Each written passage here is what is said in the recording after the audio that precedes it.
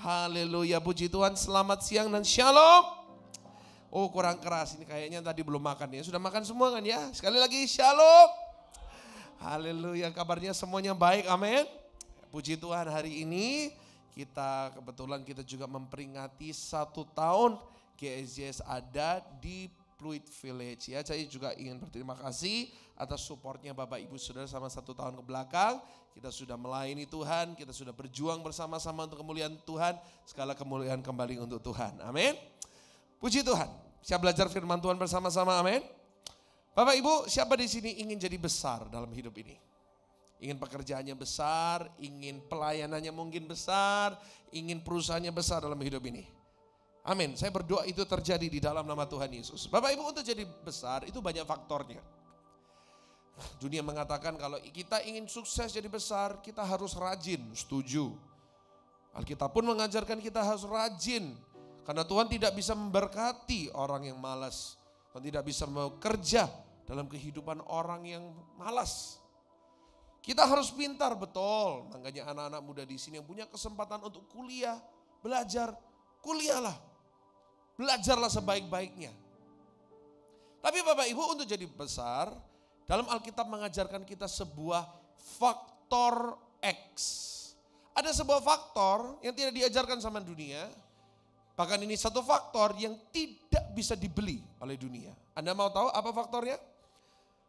Tolong multimedia bantu saya. Buka di Mazmur 18 ayat yang ke-35.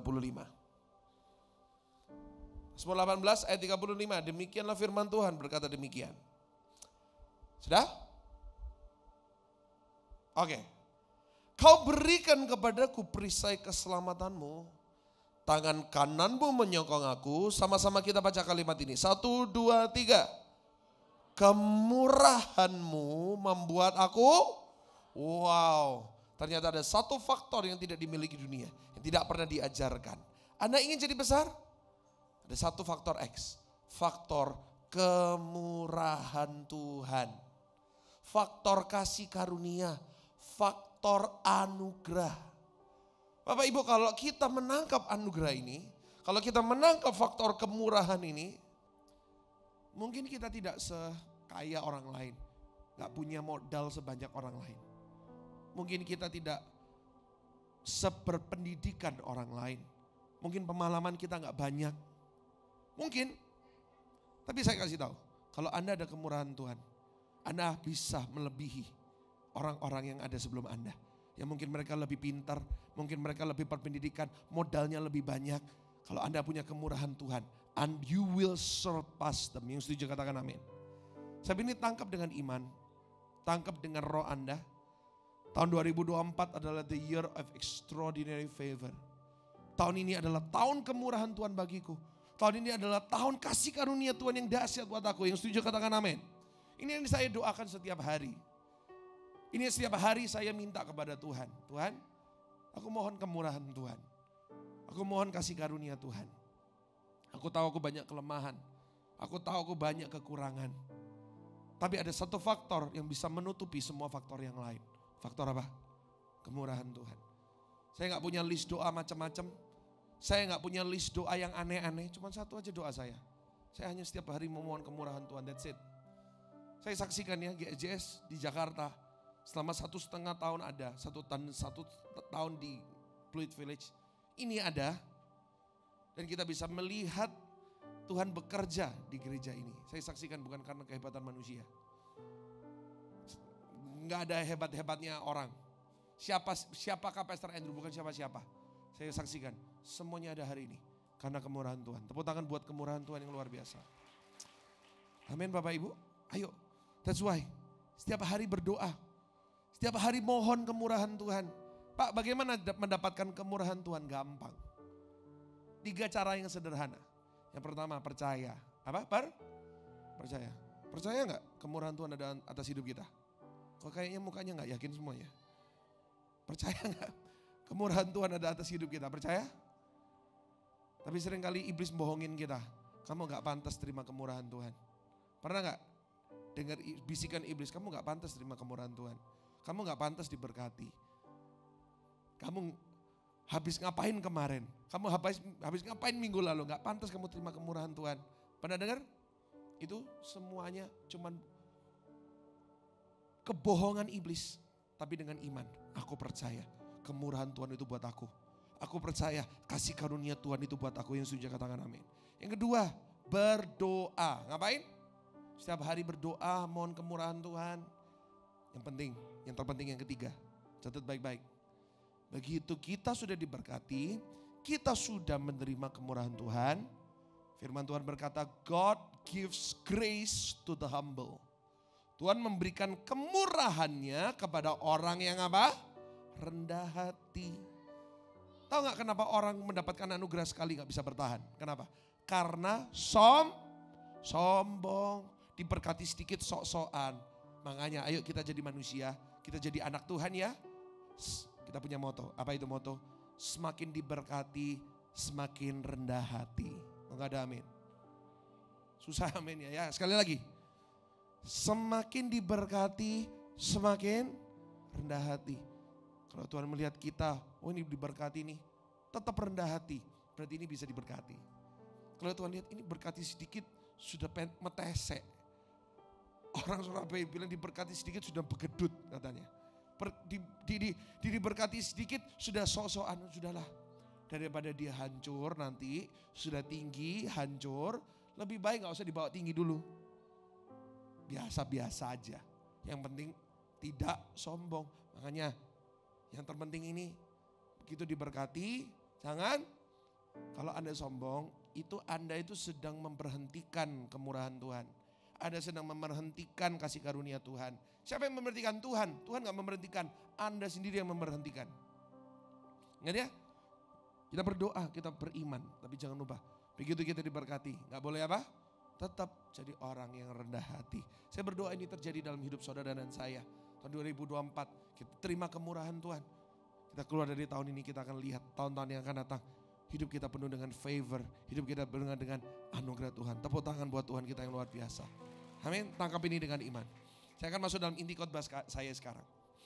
Yes, kita mengerti bahwa anugerah Tuhan itu datang dalam bentuk sembuhan mungkin.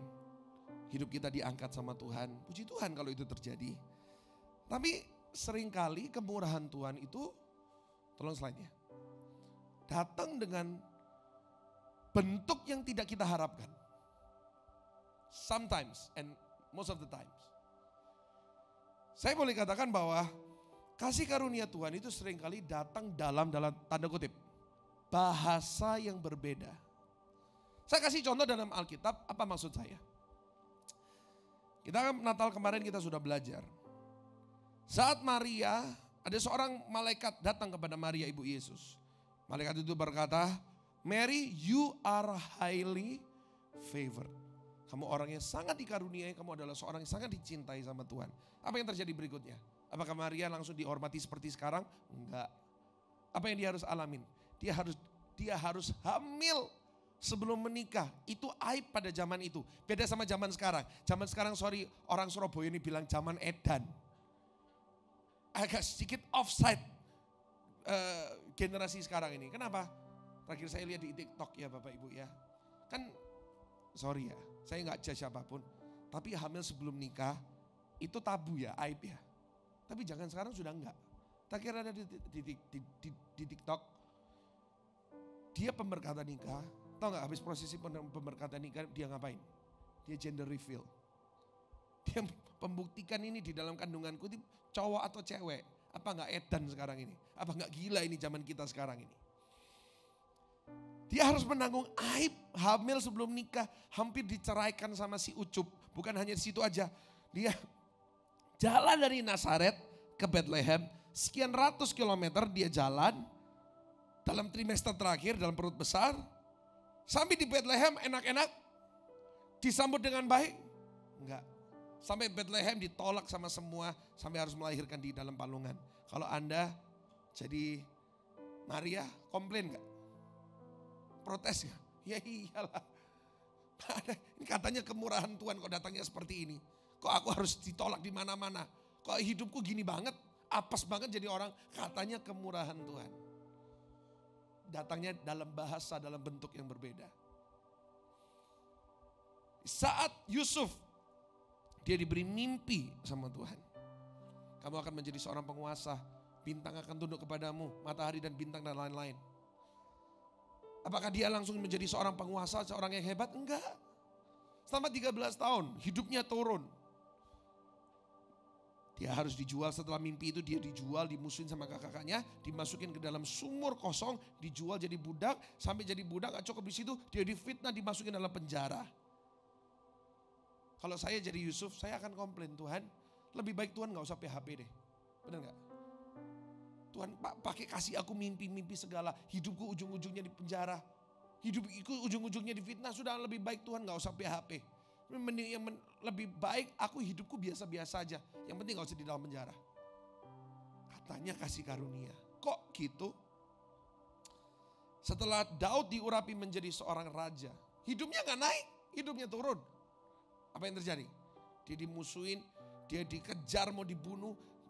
Dia sampai harus melarikan diri ke negara orang Filistin. Begitu sampai Filistin, dia apain? Dia pura-pura gendeng. Dia pura-pura gila. Separah-parahnya Anda jadi manusia. Separah-parahnya Anda pernah bangkrut atau pernah toh. Saya mau tanya, ada di sini pernah pura-pura gila? Jangan rencana ya. Jangan rencana ya. Saya pernah masuk rumah sakit jiwa. Bukan sebagai pasien loh ya. Bukan sebagai pasien. Saya gak pernah jadi pasien rumah sakit jiwa. Tapi saya pernah di sana untuk praktek. Ya, saya pernah di sana untuk melayani orang-orang di dalam sana. Dan pertama kali saya masuk rumah sakit, saya di-prank sama kakak kelas saya. Sudah kamu masuk ke ruangan saya sana. Itu ruangan itu, bagi orang-orang yang baru pertama kali kumat, belum di terapi, dimasukin sana bareng-bareng. Itu begitu saya masuk, saya buka pintu, itu kayak saya try out neraka Bapak Ibu.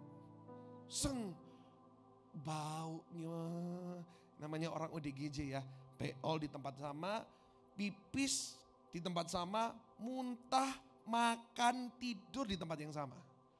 Di dalam ruangan itu isinya 30-40 orang seperti itu. Saya di prank itu benar-benar suatu bau yang tidak akan pernah saya lupakan seumur hidup. Saking parahnya, jangan ya. Itu yang Daud harus alami, dia pura-pura harus gila. Katanya aku jadi seorang raja. Kok gini banget hidupku, kan gitu? Kita bisa protes sama Tuhan kan gitu? Anugerah Tuhan datang dalam bahasa yang berbeda. Sesuatu yang seringkali kita tidak harapkan. Dan seringkali kita tidak mengerti Tuhan, betul? Pasti. Kita seringkali kita tidak mengerti Tuhan. Saya boleh katakan ya, orang yang tidak mengerti Tuhan itu sangat-sangat wajar. Sekali lagi, orang yang tidak mengerti Tuhan itu sangat apa? Wajar. Firman Tuhan sendiri yang mengatakan, jalan-jalanku di atas jalan-jalanmu. Cara pikir Tuhan, cara pandang Tuhan itu jauh di atas cara pikir kita. Jauh di atas sana pemikiran Tuhan. Saya kasih tahu ya, kalau ada orang yang klaim dirinya mengerti Tuhan, berarti dia tidak mengerti Tuhan. Saya gak peduli dia sekolah Alkitab, ya, sekolah Alkitab dalam negeri, di luar kota, dia sekolah Alkitab di luar negeri sekalipun, mau di luar angkasa sekalipun dia sekolahnya di sana. Dia kalau dia mengatakan saya tahu dan mengerti Tuhan, berarti bohong, dia gak tahu Tuhan itu siapa. Saya kasih contohnya sederhana aja ya. Sini ada nggak yang bekerja dalam bengkel mobil? Kalau mungkin ada, ya. Ada nggak di sini satu orang yang bisa menguasai semua ilmu mobil? Mobil yang ciptaan manusia, bukan ciptaan Tuhan, belum ciptaan Tuhan.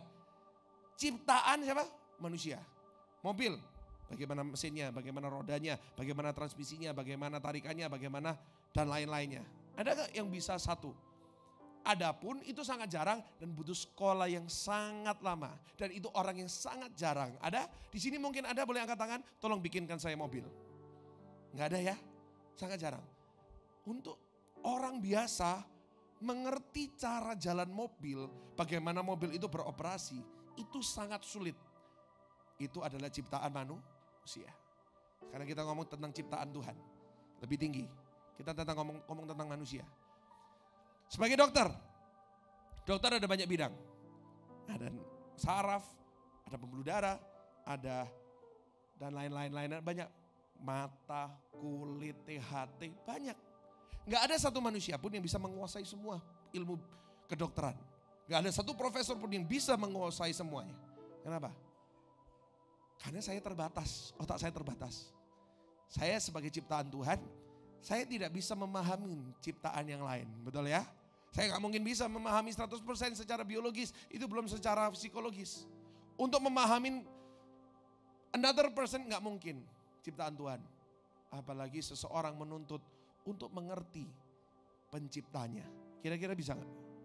Nggak bisa. Jadi setinggi apapun sekolah saya mau mengatakan nggak ada orang yang ngerti Tuhan 100%, nggak ada. Sekali lagi, jalannya di atas jalan kita. Sebab itu wajar kalau kita nggak mengerti Tuhan. Tapi ya saya catat ya, di saat kita tidak mengerti Tuhan atau kasih karunia Tuhan datang dalam bahasa yang berbeda, satu hal, jangan kita mundur dari Tuhan.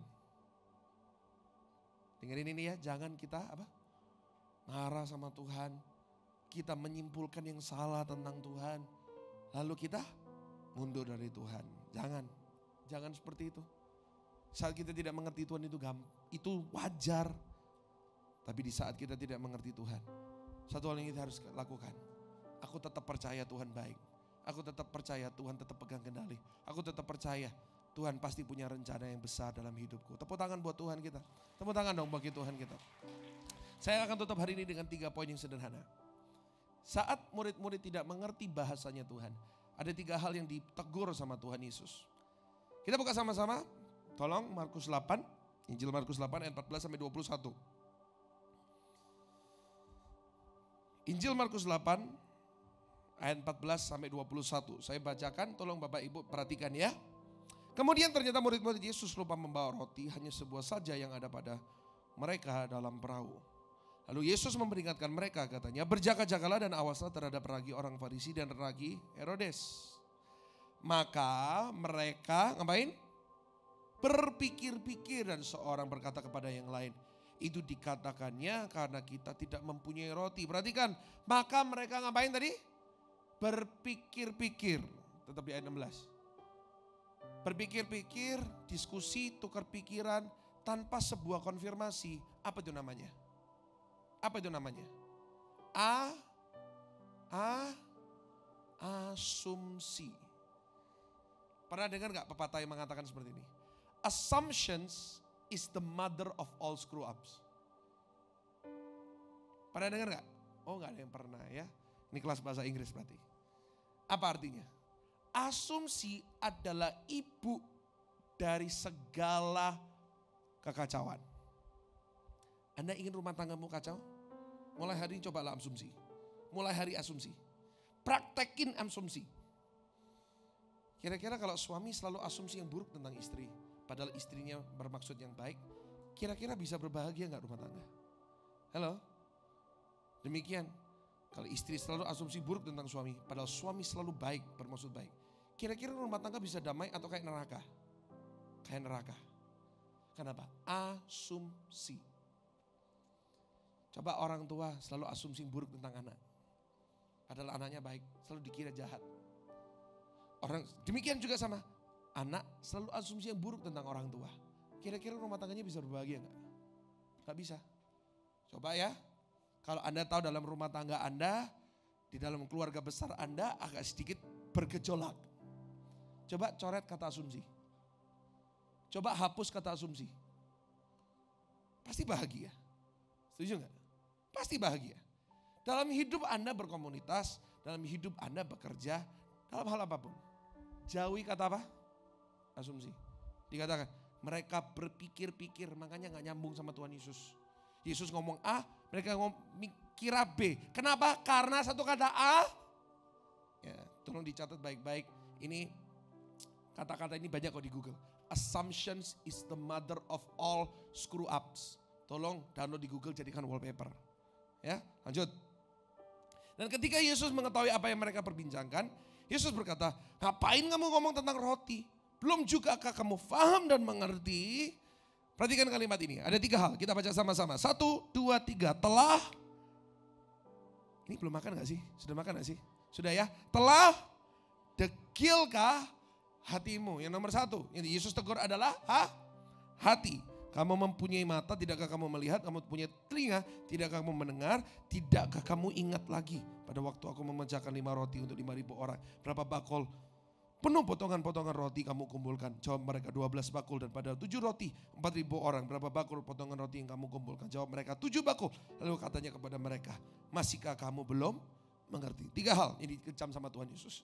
Hati mereka, mata mereka, sama telinga mereka. Kita lihat satu-satu, langsung aja. Saat mereka tidak mengerti Tuhan, di saat kita tidak mengerti Tuhan, yang harus kita perbaiki adalah apa? Hati kita. Klik. Jangan keraskan hati kita di saat kita tidak mengerti Tuhan. Saat anugerah Tuhan datang dalam bahasa yang berbeda, jangan apa? Keraskan hatimu. Apa tandanya orang yang masih memiliki hati yang keras? Hatinya masih suka nyalain Tuhan. Hatinya masih suka marah sama Tuhan. Itu loh hati masih keras. Dia merasa dirinya benar. Tuhan gak pantas nginiin aku. Mulai hari ini milikilah hati yang mudah dibentuk, hati yang mudah diajar. Ada satu pertanyaan yang sering kali kita tanyakan kepada Tuhan. Pertanyaan apa? Pertanyaannya adalah kenapa?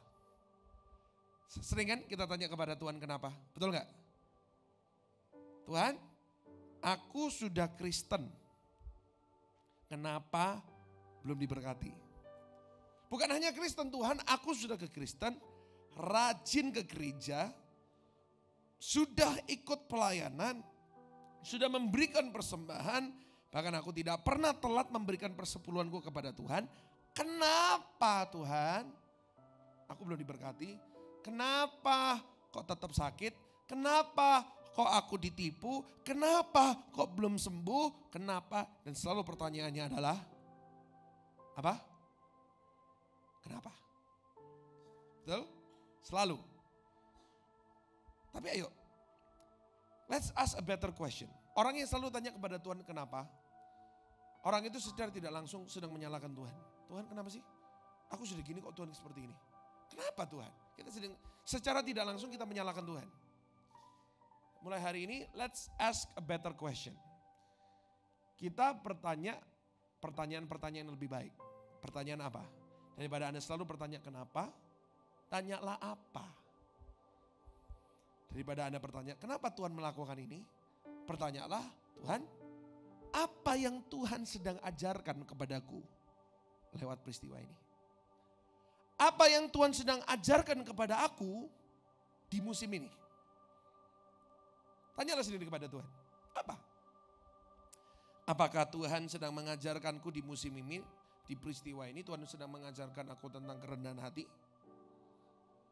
Tuhan sedang mengajarkan aku tentang mengampuni?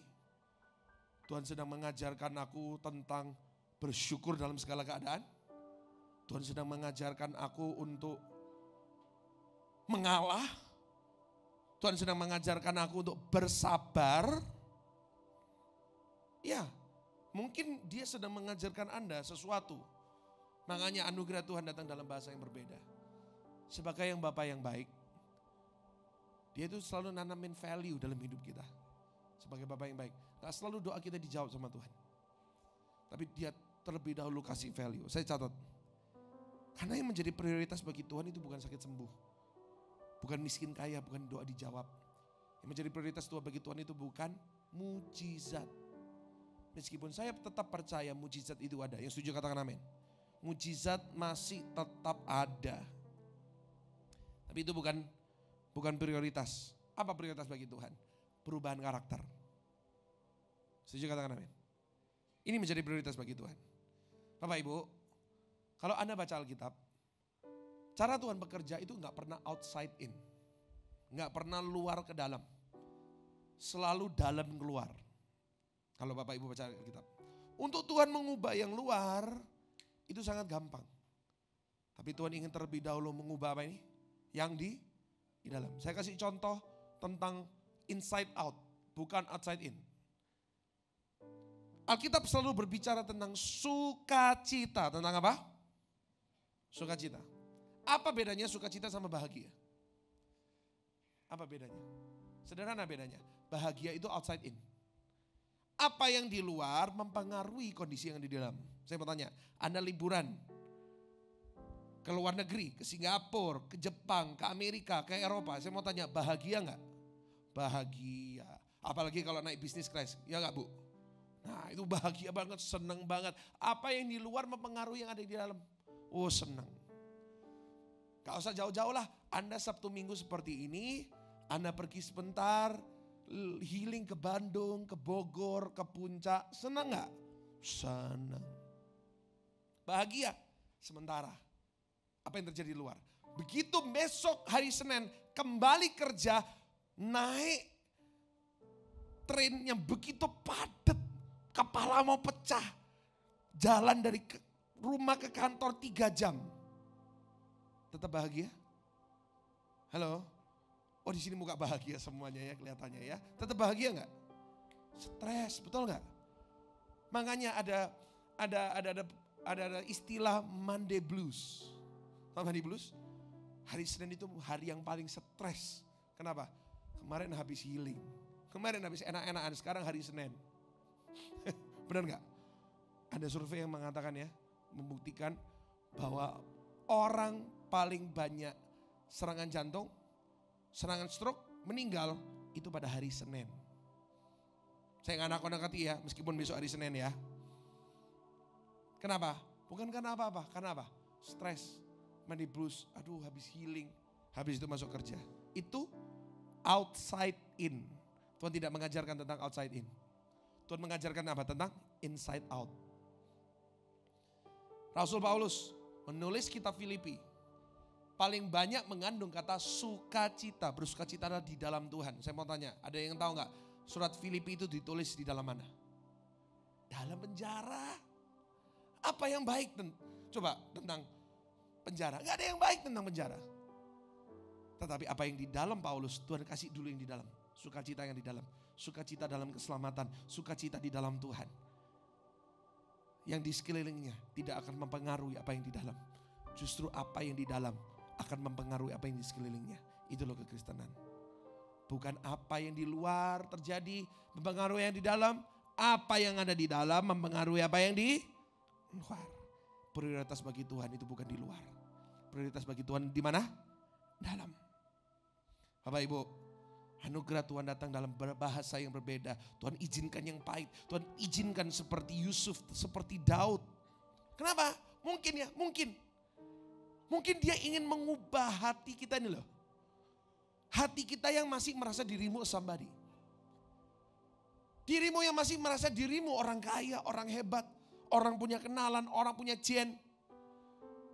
Hati kita yang masih merasa diri, oh aku seseorang, aku kenal sama A, B, C, D. Hati kita yang masih sombong. Tuhan ingin mengubah menjadi hati yang rendah. Hati hamba. Yang tidak mengandalkan semua kekuatan Anda. Tapi hanya mengandalkan Tuhan. Itu loh tujuan Tuhan. Kenapa? Bapak Ibu harus tahu. Firman Tuhan berkata apa? Terkutuklah orang yang mengandalkan manusia. Terkutuklah orang yang mengandalkan kekuatannya sendiri. Kalau Tuhan melihat Anda, oh anak ini masih mengandalkan uangnya, masih mengandalkan kekuatannya, masih mengandalkan kepintarannya, masih mengandalkan pengalamannya. Berarti kita dalam keadaan terkutuk. Ya. Kita dalam keadaan apa? Terkutuk. Oke, aku gak mau dia terkutuk. Jadi Tuhan bawa kita turun dulu. Turun. Sampai apa? Sampai gak ada yang kita bisa pegang. Kita tidak bisa pegang uang kita. Kita tidak bisa pegang kenalan kita. Kita tidak bisa pegang semua yang kita bisa pegang. Kita hanya bisa berpegang sama Tuhan. Kita hanya bisa mengandalkan Tuhan. Kita hanya bisa berseru sama Tuhan. Kita bisa minta tolong kepada Tuhan. Di titik itu kita tidak akan menjadi orang sombong karena kita gak punya apa-apa. Bawa kita turun sampai apa? Kita hanya berpegang sama Tuhan. Tuhan, aku hanya mengandalkan-Mu. Yesus hanya Kau yang kuandalkan. Di titik itu Tuhan lihat, oke, kutuknya sudah beres. Aku siap memberkati dia. Diberkatilah orang yang mengandalkan Tuhan. Lalu Tuhan mengangkat, itu gampang. Tepuk tangan buat Tuhan. Sesederhana itu, that's how God works. Itu loh cara Tuhan bekerja. Sebab itu Bapak Ibu, hari ini jangan keraskan hatimu. Saya catat, izinkan setiap proses yang Tuhan izinkan menjadi alat Tuhan untuk melembutkan hati kita. Saya kasih contoh ya dalam Alkitab ya. Di sini siapa yang pernah membaca Ayub? Kitab Ayub. Pernah ya? Intinya ceritanya Ayub itu apa sih? Ayub terpuruk, dia kehilangan segala sesuatu, Tuhan izinkan semuanya itu. Lalu Ayub dipulihkan, dikembalikan 2 kali lipat. Sederhana kan? Ayub itu ada 42 pasal. 2 pasal pertama menceritakan bagaimana dia terpuruk. 2 pasal terakhir menceritakan bagaimana dia bangkit. Apa yang terjadi selama 38 pasal? Nanti tolong Bapak Ibu baca sendiri di rumah ya. Yang belum pernah nanti tolong di rumah baca. Yang pernah nanti baca lagi gak apa-apa. Apa yang terjadi selama 38 pasal? Intinya ya Bapak Ibu, intinya Ayub itu sedang ngomong gini sama Tuhan. Tuhan, aku ingin bawa kebenaranku kepada Tuhan. I want to declare my innocence. Aku ingin menyatakan kepada Tuhan semua kebenaranku dan kesalehanku kepada Tuhan. Aku ingin menyatakan, aku ingin datang kepada pengadilan Tuhan. Dan aku mengatakan aku benar, aku gak pantas diginiin. Aku sudah saleh, hidup benar, gak pernah berbuat dosa, selalu memberikan persembahan. Jadi gak pantas aku diginiin sama Tuhan. Intinya seperti itu. Lalu setelah dia ngomong, bahkan dia ngomong sama teman-temannya tentang kebenarannya, tentang kehebatannya, tentang his self-righteous. Akhirnya Tuhan menantang Ayub. Buka sama-sama Ayub 40 ayat yang ke-6. Saya bacakan. Maka dari dalam badai Tuhan menjawab Ayub, bersiaplah engkau sebagai laki-laki. Aku akan menanyai engkau dan engkau memberitahu aku. Apakah engkau hendak meniadakan pengadilanku, mempersalahkan aku, supaya engkau dapat membenarkan dirimu. Ini yang dikatakan Tuhan kepada Ayub. Dia berkata kepada Ayub, kamu itu sebenarnya apa sih? Kamu sampai mengatakan aku salah. Kamu itu sebenarnya apa sih? Mempertanyakan keadilanku. Dan selama satu pasal ini, Ayub 41, 42, Tuhan itu menantang Ayub. Dia ditantang balik Ayubnya. Akhirnya setelah itu, di Ayub 42 ayat 6 akhirnya, si Ayub bertobat. Buka Ayub 42 ayat 6. Dia bertobat, dia tidak lagi keras. Dia merendahkan dirinya. Dia lembutkan hatinya. Dia berkata, oleh sebab itu aku mencabut apa? Mencabut apa? Semua perkataanku. Aku membenarkan diriku. Aku merasa diriku benar, Tuhan salah. Aku cabut, aku tarik semuanya. Dan dengan menyesal, aku duduk dalam debu dan abu. Setelah dia bertobat, sama Tuhan dibalikan. Begitu aja, 2 kali lipat. Gampang gak? Gampang buat Tuhan. Tuhan hanya menunggu Ayub apa? Hati ini loh, dilembutkan dulu. Sampai kapan? Ayub itu, Bapak Ibu, dia memang saleh. Dia memang orang baik. Dia memang gak pernah berdosa. Tapi satu kesalahan Ayub, mau tahu? Dia sombong akan kebenarannya. Sama.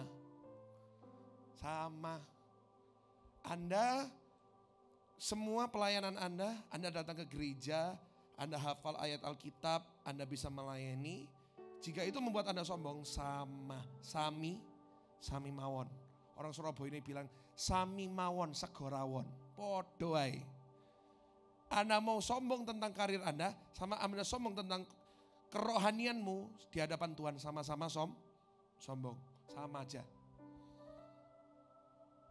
Dia merasa dirinya benar, sombong nih, gua orang benar. Sama Tuhan ditantang. Sama Ayub, ampun Tuhan, aku salah, aku cabut semua perkataanku. Sama Tuhan, dikembalikan 2 kali lipat. Begitu gampang. Tuhan hanya menunggu Ayub untuk apa? Lembutkan hatimu. Sampai kapan kamu menyalahkan Tuhan? Mulai hari ini kita belajar. Jangan keraskan hati kita. Kita ditegur sama Tuhan, lembutkan. Tuhan, di musim ini apa yang Tuhan ingin ajarkan kepada aku? Sepakat ya? Mulai hari ini biarkan hati kita dibentuk sama Tuhan. Tepuk tangan buat Tuhan kita yang luar biasa ya. Secara cepat aja yang kedua sekarang. Yang ditegur sama Tuhan adalah cara pandang. Bapak Ibu, di saat kita tidak mengerti bahasanya Tuhan, saat kita tidak mengerti anugerah Tuhan, yang harus diubah adalah cara pandang Tuhan. Jangan ubah keputusan Tuhan, jangan mengubah kedaulatan Tuhan. Yang harus diubah adalah cara kita melihat. Ada pepatah yang mengatakan seperti ini, the way we see the problem is the problem. Cara kita melihat sebuah masalah, tantangan, itulah masalahnya. Cara kita melihat masalah, itu akan menentukan outcome. Itu akan menentukan reaksi. Kalau kita selalu melihat segala sesuatu dari POV-nya kita, dari point of view-nya kita akan selalu kecewa, kita akan selalu khawatir, kita akan selalu takut. Pasti. Karena kita lihat dari cara pandang kita. Saya tidak mengajarkan tentang positive thinking di sini ya. Itu seminar di luar sana sudah banyak mengatakan positive thinking. Saya mengajarkan klik. See how God sees everything. See how God sees your problem. Lihatlah bagaimana Tuhan melihat masalah Anda. Mulai hari ini kita melatih diri kita untuk melihat dari kacamatanya Tuhan. Ayo. Kalau Anda selama ini selalu khawatir, cemas, kecewa, latihlah dirimu untuk pakai apa kacamatanya? Tuhan. Bagaimana Tuhan lihat? Ketika Tuhan lihat sesuatu, tantangan yang ada di depan kita, dia melihatnya sebagai suatu peluang untuk menyatakan mujizatnya. Enggak ada amin. Amin. Saya sudah semangat tuh, ayo amin ya. Amin. Amin. Tuhan melihat sebuah peluang untuk menyatakan mujizat dan kemuliaannya. Contoh ya, orang-orang berkata kepada Tuhan Yesus, Jesus, you are too late, Lazarus is dead. Tuhan Yesus, kamu telat, Lazarus sudah mati, busuk 3 hari. Kita melihatnya Yesus telat. Tapi Tuhan lihatnya gimana? Oh, aku gak telat kok. Aku justru sengaja tinggal 2 hari. Justru aku sengaja tunggu sampai Lazarus meninggal. Itu cara pandang Tuhan. Kenapa? Karena buat Tuhan Yesus sakit sembuh itu sudah biasa. Dia ingin menyatakan kemuliaan yang lebih besar. Kali ini bukan sakit sembuh, mati bangkit. Semakin besar gak mujizatnya? Semakin besar. Ketika Israel lihat Goliat sebagai ancaman yang besar, mereka takut, mereka cemas. Mereka lihat, aduh nih kalah, kita akan dikalahkan sama orang Filistin, kita akan jadi budak, hancur kita. Bagaimana Tuhan lihat? Tuhan tidak melihat Goliat sebagai ancaman. Tuhan lihat ada Goliat, oh puji Tuhan ada Goliat. Kesempatan untuk Daud naik pangkat. Kesempatan untuk Daud dipromosikan. Puji Tuhan ada Goliat, kalau tanpa Goliat Daud gak bisa dipromosikan. Bersyukurlah untuk setiap Goliat dalam hidup Anda. Kalau tidak ada Goliat, gak mungkin bisa seorang Daud dikenal sama banyak orang. Bersyukurlah, itu loh cara pandang Tuhan. Latihlah diri kita. Saat murid-murid melihat 5 roti 2 ikan sebagai sesuatu yang tidak cukup, Tuhan melihat 5 roti 2 ikan sebagai sesuatu yang lebih dari cukup. Kekurangankah saudara? Tuhan melihat lebih dari cukup. Tuhan lihat persediaannya. Jehovah Jireh. Setuju katakan amin. Tuhan lihat persediaan di tengah-tengah kekurangan. Sakitkah Anda hari ini? Tuhan tidak melihat penyakitmu. Tuhan lihat kesembuhan untuk penyakitmu. Mungkin di depan kita ada rintangan berat. Dari cara pandang Tuhan, semakin besar rintangan, semakin besar kemuliaannya. Anda pernah naik pesawat? Pernah ya naik pesawat? Anda dari tempat yang tinggi, dari tempat yang dari atas sana. Anda lihat mobil besar atau kecil? Mobil besar atau kecil? Kecil ya. Ternyata mobil kita kecil loh Bapak Ibu di hadapan Tuhan. Suami istri coba ngomong sama kiri kanan. Coba ngomongnya sama suami Anda sama istri Anda. Pak, mobil kita cicilannya kecil Pak. Kok kayaknya gak yakin ya. Kok mana? Cicilan kita kecil buat Tuhan. Gue kesempatan ngomong sama suami. Pak ayo nambah 1. BMW aja Pak. Mercy aja Pak. Kecil buat Tuhan. Setuju katakan amin. Rumah besar itu seperti kotak korek api buat Tuhan. Kecil. Mulai hari ini latihlah diri Anda untuk lihat. Saya tidak mengatakan karena saya sudah mencapainya. Saya sedang melatih diri saya juga untuk bisa melihat bagaimana Tuhan melihat. Seringkali kita panik ya awalnya. Kita lihat sesuatu di depan mata yang wah ini nggak mungkin, ini gila ini. Terus terang, sama seperti saya, kita sama-sama manusia ya. Kita panik, betul nggak? Betul. Kayak contoh kemarin di Natal tahun lalu. Begitu kita kan persiapan semuanya kan, Balai Samudra dan lain-lain. Bulan Oktober, bulan November itu sudah mulai pembayaran. Mulai satu persatu tagihan itu datang. Rigging, lighting, gedung dan lain-lain. Terus terang saya lihat pembengkaan biaya sampai 800-900 juta. Terus terang saya panik. Saya ngapain? Panik. ini terlalu besar buat saya, gila ini. Semua hampir saya batalin. Gak mungkin bisa, gila. Sudah, gak usah. Tapi awalnya saya panik. Semakin besar rintangannya, semakin besar kemustahilannya, semakin besar kesaksian saya untuk mengatakan kepada Bapak Ibu, semuanya terlunasi, terbayar setelah acara. Tepuk tangan buat Tuhan. Ajaib gak Tuhan kita itu? Sesuatu yang gak saya expect itu bisa terjadi. Semakin besar rintangannya. Awalnya saya panik, tapi saya lihat, Tuhan, kalau Tuhan lihat ini, kecil buat Tuhan. Tolong Tuhan, tolong Tuhan. Saya mulai melihatnya, saya mulai tenang. Awalnya khawatir, awalnya panik. Tapi begitu saya melatih diri saya melihat cara Tuhan melihat, saya mulai tenang, mulai tenang, mulai tenang. Dia punya Tuhan yang besar, yang mulia, dia ajaib. Ajaib segala perbuatannya. Berikan tepuk tangan buat Tuhan kita. Yang tiga, yang terakhir ya, karena waktu. Yang ditegur sama Tuhan adalah telinga, cara mendengar. Bapak Ibu, banyak orang bisa dengar. Bahkan saya yakin semua orang di dalam ruangan ini bisa mendengar. Kita pasang sound system yang bagus supaya di sini semua orang bisa dengar dengan jelas, loud and clear. Kita bisa dengar, tapi banyak orang gak mau dengar-dengaran akan firman Tuhan. Yuk mulai hari ini kita dengar-dengaran apa? Akan nasihat firman Tuhan. Saya kasih tahu ya. Jangan datang ke gereja hanya untuk mendengar. Datanglah ke gereja untuk dengaran. Kalau Anda hanya mendengar, tapi mendengar lewat, tak peduli Anda mungkin setiap hari di gereja. Setiap hari dengerin YouTube, atau mungkin setiap hari ada Komsel, FA dan lain-lain. Cuma dengar, tidak mau dengar-dengaran, lebih baik Anda datang seminggu sekali, datang aja duduk, gak usah di sini. Gereja yang mungkin gak ada sound system, mungkin gak ada lampu, mungkin gak ada LED, mungkin gak ada kursi sekalipun. Anda datanglah ke gereja yang terpencil sekalipun dimanapun, asal memberitakan firman loh ya. Anda tidak mendengar, tapi Anda dengar-dengaran. Jauh lebih efektif daripada Anda setiap hari di dalam gereja. Saya kasih tahu. Jauh lebih efektif. Makanya mulai hari ini apa? Dengar-dengaran akan nasihat firman. Kenapa? Filipi 2 ayat pertama mengatakan apa? Klik. Jadi karena dalam Kristus ada, yang pertama dalam Kristus ada apa? Nasihat. Makanya orang-orang di dalam Kristus, orang-orang yang sungguh-sungguh di dalam Tuhan, orang itu pasti bisa dinasihatin. Pasti bisa dinasihatin. Yesaya 9. Kemarin kita belajar di Natal.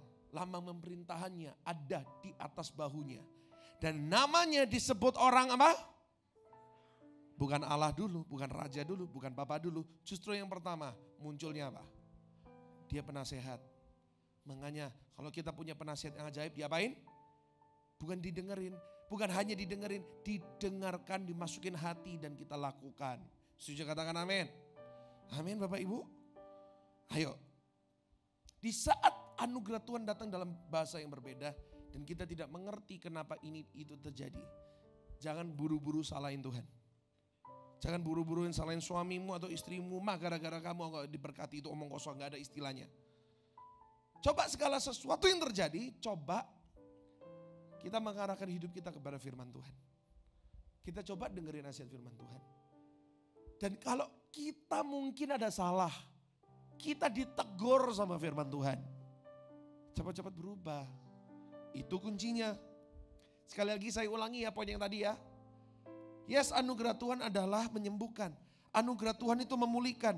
Tetapi salah satu anugerah terbesar dalam hidup kita, kalau karakter kita bisa berubah. Kok kayaknya gak setuju ya? Banyak gak setuju ya di sini ya. Sekali lagi ya. Salah satu anugerah terbesar dalam hidup kita adalah perubahan karakter. Buat saya, pelayanan saya berhasil kalau apa? Bukan kalau Bapak Ibu semakin kaya. Bukan. Berlain saya berhasil kalau ada orang datang. Dia sebelumnya tukang gosip. Dia sebelumnya mulut combe. Datang pulang bertobat. Itu loh sukses. Itu anugerah bagi dia. Ada orang datang suka berselingkuh. Dengerin firman Tuhan dapat anugerah. Berubah. Itu anugerah. Itu kebanggaan. Itu. perubahan karakter. Bapak Ibu, ada 2 cara Tuhan akan mengubah kita. Ada berapa cara? 2 cara Tuhan mengubah kita. Cara yang pertama adalah cara yang gampang. Bagaimana cara yang gampang itu? Kita dengerin nasihat firman Tuhan, dengar khotbah seperti ini, kita sadar kita salah. Lalu kita berubah. Setelah kita sadar kita berubah. Selesailah pembentukan. Selesailah proses Tuhan. Cukup di situ. Puji Tuhan, dia berubah. Tapi ada cara kedua juga. Cara yang susah. The hard way. Kita dengerin nasihat firman Tuhan, diulangin terus. Pastor Andrew setiap minggu di khotbah sampai suaranya ini sudah mau habis, ya kan? Sampai mulutnya sudah kering, bibirnya sudah memble. Tapi gak berubah-berubah, gak sadar-sadar. Bebal gak mau berubah, lalu Tuhan izinkan sesuatu terjadi. Tuhan izinkan yang pahit terjadi. Kita tetap bebal, kita tetap gak mau berubah. Tuhan tetap izinkan sampai kita berubah. Kenapa?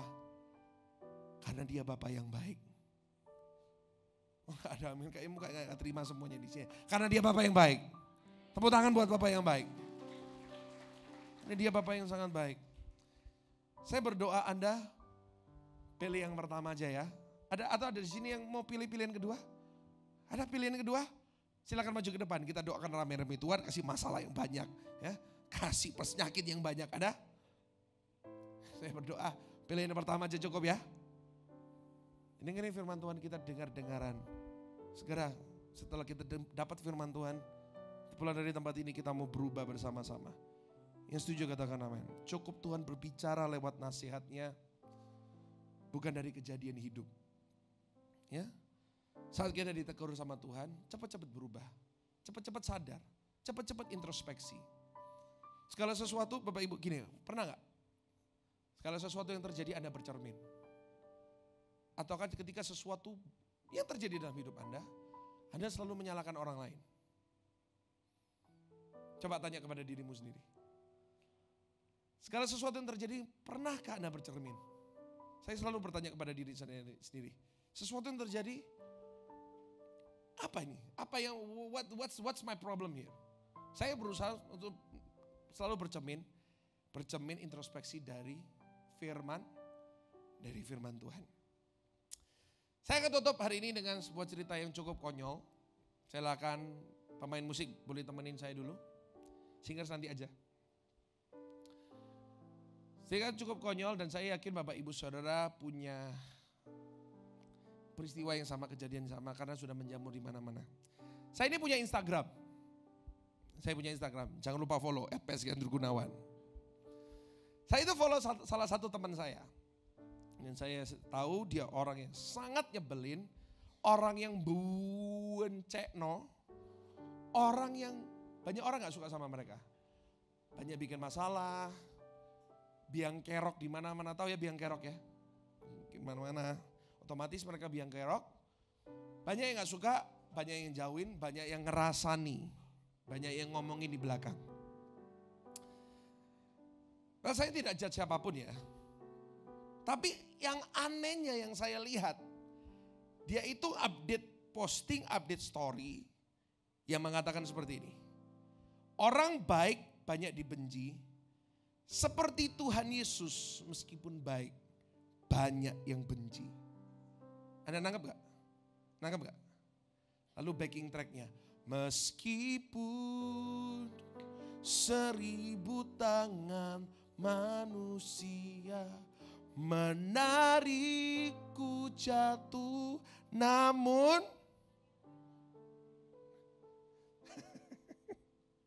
Tuhan yang bela. Saya kepingin balas ya, tapi dalam hati saya aja, ya.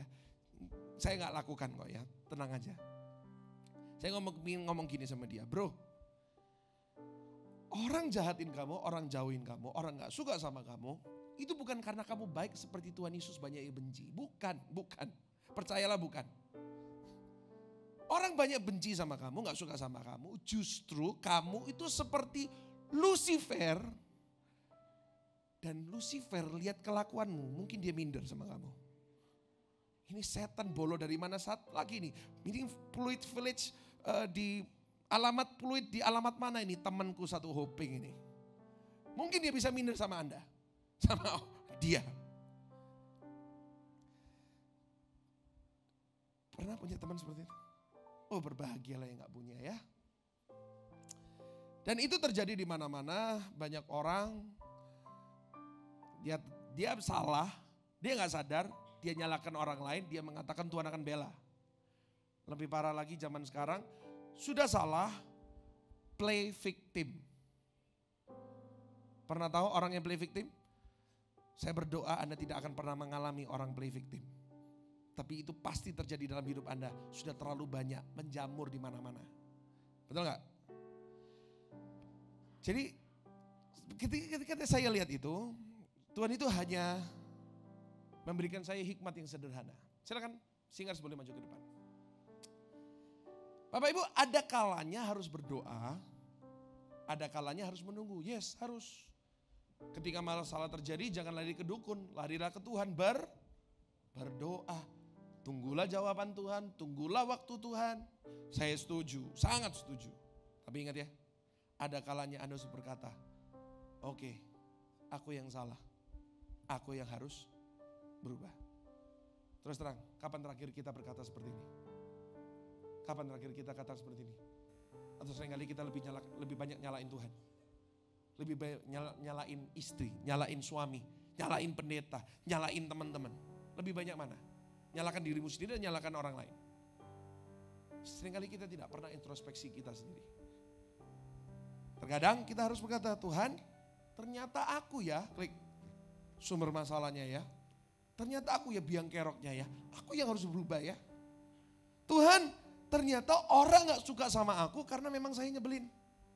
Ini penting Bapak Ibu. Karena banyak zaman sekarang itu hanya bisa menuding orang lain, mengatakan mereka yang salah. Saya yang selalu benar. Introspeksi, klik introspeksi. Tidak selalu masalah ada karena Tuhan tidak mau menolong. No, mungkin itu salah Anda juga. Sampai sini nangkap? Sampai sini paham? Setuju katakan amin. Tepuk tangan buat Tuhan. Terimalah nasihat firman Tuhan mulai hari ini. Bagaimana kita introspeksi. Ayat terakhir, bangkit berdiri sama-sama. 2 Timotius 3 ayat 16. Dengan suara keras, 1, 2, 3. Segala tulisan yang dihilangkan Allah memang bermanfaat untuk mengajar, untuk menyatakan kesalahan, untuk memperbaiki kelakuan, dan untuk mendidik orang dalam. Mulai hari ini apapun terjadi, coba cross check dulu. Sebelum aku menyalahkan orang lain, aku bercermin dulu sama firman Tuhan. Alkitab mengatakan firman Tuhan adalah cermin. Ibu-ibu mulai hari ini, jangan hanya cermin di depan kaca ya. Bercerminlah setiap hari di depan kaca firman Tuhan. Lihatlah, Tuhan kalau aku salah, aku yang mau berubah. Aku gak mau nyuruh orang berubah. Siapa yang berubah? Aku dulu. 3 hal bawa pulang. Ketika anugerah Tuhan datang dalam bahasa yang berbeda. Nomor 1, jangan keraskan hatimu. Tuhan ingin mengajarkan kepada kita sesuatu di setiap musim hidup kita. Setuju katakan amin. Kedua, perbaikilah cara kita melihat. Always see from God's point of view. Selalu lihat bagaimana Tuhan lihat segala sesuatu. Dan dengan demikian kita tidak mungkin khawatir lagi. Kita akan pasti lebih tenang menghadapi segala sesuatu. Kalau kita melihat segala sesuatu dari kacamatanya Tuhan. Ketiga, jadilah orang yang dengar-dengaran akan nasihat firman Tuhan. Jangan hanya dengar. Kalau hari ini Anda datang hanya untuk dengar firman Tuhan, wah rugi Anda datang. Dengar-dengaran. Jangan hanya datang untuk dengerin orang nyanyi di atas. Ya. Jangan, itu rugi. Tapi setiap lirik, kalau itu mengubahkan hidupmu, Anda harus berubah. Yang setuju katakan amin. Tepuk tangan buat Tuhan kita.